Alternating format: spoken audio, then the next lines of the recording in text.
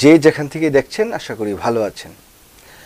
জুলাই যে সনদ সেটা স্বাক্ষর অনুষ্ঠিত হলো সংসদ প্লাজার দক্ষিণ গেটে। এই যে জুলাই সনদ স্বাক্ষরের ঘটনাকে কেন্দ্র করে জুলাই যে যোদ্ধা তাদের উপর যেই হামলা হলো এবং এই জুলাই সনদে স্বাক্ষরের বিষয়টিকে কেন্দ্র করে যেই সমস্ত ঘটনা ঘটল সব কিছু মিলিয়ে যদি দেখি তাহলে দেখবেন যে দেশটা আসলেই রসাতলে গেছে। যে জুলাই যোদ্ধাদের জন্য জুলাই যে আন্দোলনের মধ্য দিয়ে এই সরকার গঠিত হলো, যেই সরকারটি জুলাইয়ের স্পিরিটকে ধারণ করে নতুন একটি বাংলাদেশ বিনির্মাণের লক্ষ্যে তারা কাজ করবেন, সেই জায়গাতে জুলাই যোদ্ধারা উপেক্ষিত।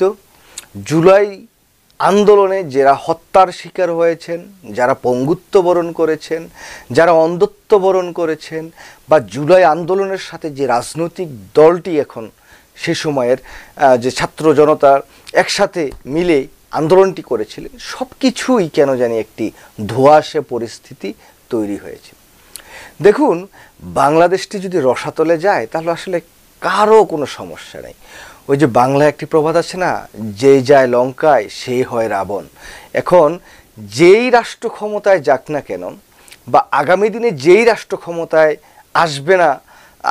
আসুক না কেন, তারা সবাই কেন জানি ওই যে ক্ষমতার কেন্দ্রবিন্দু, ক্ষমতার লোভ, সেরকমই একটি অবস্থা। দেখুন, এই যে জুলাই আগস্টের যে বিপ্লব, সেই বিপ্লবের সাথে যাদের সরাসরি প্রত্যক্ষ এবং পরোক্ষভাবে যারা সম্পৃক্ত ছিল, যারা রাজপথে ছিল, এই জুলাই যে সনদ স্বাক্ষরিত হলো, সেই সনদ স্বাক্ষরিত হওয়ার সেই মাঠে, সেই ময়দানে, সেই স্টেজে তাদের উপস্থিতি কোথায়? তাদের উপস্থিতি নাই। বরঞ্চ তারা নির্যাতিত হলো রাজপথে, নির্যাতিত হলো এই অনুষ্ঠানের ময়দানে। একটি কুরুক্ষেত্রে পরিণত হয়েছে।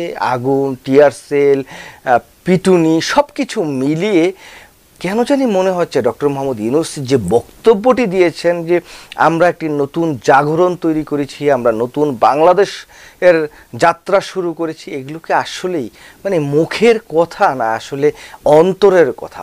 অন্তরের কথা যদি এগুলো হতোই তাহলে পুলিশ প্রশাসন তারা কোথায়?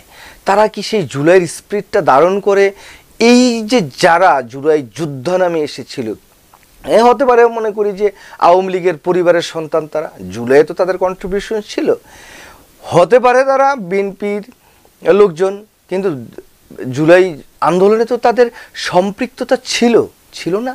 অবশ্যই ছিল। হতে পারে তারা জামাত ইসলামের, হতে পারে তারা এনসিপির, অথবা অন্য কোনো দলের, অথবা ষড়যন্ত্রকারী। নো ম্যাটার হোয়াট, তারা জুলাই আন্দোলনের যে স্পিরিট ছিল, জুলাই আন্দোলনে তারা ভুক্তভোগী, তারা নির্যাতিত, সব কিছু মিলিয়ে তাদেরকে যে এই যে জুলাই যে সনদ স্বাক্ষরের যে প্রোগ্রাম বা অনুষ্ঠান বা স্টেজ, তাদের সেই জায়গা থেকে সরিয়ে দেওয়ার জন্য আরও অনেক ব্যবস্থা ছিল। বা সরকারের উচ্চ পর্যায়ে যারা দায়িত্ব পালন করছেন তারা যে কথা বলতে পারতেন, কিন্তু কথা বললেন না। আপনারা দাম্ভিকতা দেখালেন, আপনারা তাদেরকে পিটালেন। একজন জুলাই যোদ্ধার যেই কৃত্রিম হাত, সেটা তার হাত থেকে ছুটে পড়লো, সেই ছবি বাংলাদেশে ভাইরাল হলো। যেই এনসিপি জুলাই আন্দোলনের সময় যারা নেতৃত্ব দিয়েছেন তারা সেই আন্দোলনে স্বাক্ষর করলেন না। যে নানা সমীকরণ, নানা কথা, নানা বিশ্লেষণ, এখন কোন দল ভালো পজিশনে আছে, কোন দল রাজনীতিকে ছিটকে পড়লেন, এটা কি এতই সহজীকরণ, এতই একদম সরলীকরণ করে কি সেটা বলা যায়? দেখুন, বিএনপি তো একটা সময় মনে করেছিলেন যে রাষ্ট্র ক্ষমতায় চলে গিয়েছেন, এখন বিএনপির অবস্থাটা কোথায়? জামাত মনে মনে হয়তো স্বপ্ন দেখছেন যে তারাও রাষ্ট্র ক্ষমতায় চলে আসতে পারেন, কারণ তাদের একটা জনসমর্থন আছে। এনসিপি নাথিং, হ্যাঁ নাথিং হইতে পারে, তাদের সেরকম জনসমর্থন এখনও তৈরি হয়নি, মাত্র 7-8 মাসের একটি দল। কিন্তু এই জুলাই সনদ বা যে স্বাক্ষর অনুষ্ঠান, সেই জায়গায় তারা স্বাক্ষর করেনি বিধায় একদম রাজনীতি থেকে বাদ হয়ে গেছে, একদম তাদেরকে আর খুঁজে পাওয়া যাবে না। এরকম চিন্তাভাবনা করাও কিন্তু খুব একটা যৌক্তিক বিষয় না বা কাজও না। যাই হোক, যে কথাটা বলতে চাচ্ছিলাম যে বাংলাদেশটা আসলেই রসাতলে গেছে। যারাই যখন ক্ষমতায় থাকবে, এখানে যারাই তাদেরকে ক্ষমতায় বসাবে, তাদের উপরই সবচেয়ে বেশি নির্যাতন অত্যাচারের যে বুলডোজার সেটা চালানো হবে। এটা মোটামুটি নির্দ্বিধায় বলা যায়। কারণ আমরা দেখেছি বাংলাদেশের স্বাধীনতা উত্তর বাংলাদেশে যেই দলকেই বাংলাদেশের জনগণ রাষ্ট্র ক্ষমতায় বসিয়েছে, তারা রাষ্ট্র ক্ষমতায় যাওয়ার পরে সেই জনগণকে ইচ্ছামতো পানিশমেন্ট দেওয়ার যে ব্যবস্থা সেটা কিন্তু তারা করেছে। এখন সেই একই সমীকরণে চলছে। জুলাই আন্দোলনে ডক্টর মোহাম্মদ ইউনূস সরকার অনেক ভালো কাজ করেছেন, অনেক কিছু করেছেন, কিন্তু সর্বশেষ যেই জুলাইয়ের বিপ্লবের মধ্য দিয়ে আসা এই জুলাই সনদ, সেই সনদ স্বাক্ষর, সেই সনদে জুলাই আন্দোলনে যারা নির্যাতিত, যারা নিগৃহীত, যারা ভুক্তভোগী, তাদের উপর আমরা দেখলাম যে বর্বর নির্যাতন অত্যাচার হতে। এটা বাংলাদেশে আসলে রাজনীতির যে সমীকরণ বা যে ব্যাকরণ, সে জায়গায় এরকমটি হওয়ারই হয়তো বা কথা ছিল। কিন্তু এই ফেসিবাদী সরকার বা শেখ হাসিনা এই মাফিয়াতান্ত্রিক যে রাষ্ট্র ব্যবস্থা, এই জায়গা থেকে উত্তরণের পর হয়তো আমরা ভেবেছিলাম যে বাংলাদেশটা নতুন একটি পথের যাত্রা শুরু করেছে। এই পথের যাত্রার অনেক আলোক বর্তিকার যে স্বপ্ন, সেটা ডক্টর মোহাম্মদ ইউনূস আমাদের দেখান। সেই দেখানোর স্বপ্ন থেকে হয়তো অনেক কিছু পরিবর্তনের অঙ্গীকার ও পরিবর্তনের চিন্তা ভাবনা আমাদের মাথায় আসে, কিন্তু সেই জায়গা থেকে আমরা আসলে কোনো পরিবর্তনই দেখছি না। বরঞ্চ সেই পুরনো কৃষ্টি কালচারের মধ্যেই রাজনৈতিক যে ব্যাকরণ পুরনো দিনের, সেই জায়গায় আমরা দেখছি। এবং পুলিশ প্রশাসনের যে পরিবর্তন, সেটাও কিন্তু আমরা খুব একটা দেখছি না। তো যাই হোক, সব কিছু মিলিয়ে আমরা বলতে পারি যে বাংলাদেশটা আসলেই রসাতলে যাচ্ছে।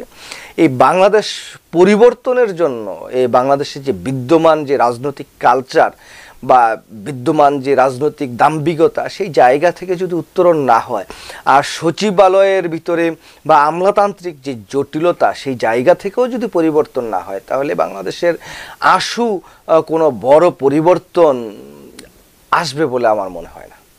ওই বাংলাদেশ যেই হারে চলছে, যেই রসাতলে গিয়ে মানে টেবিলের নিচে পুলিশের খারাপ ব্যবহার, রাজনীতিবিদদের মিথ্যাচার, এগুলো চলতেই থাকবে।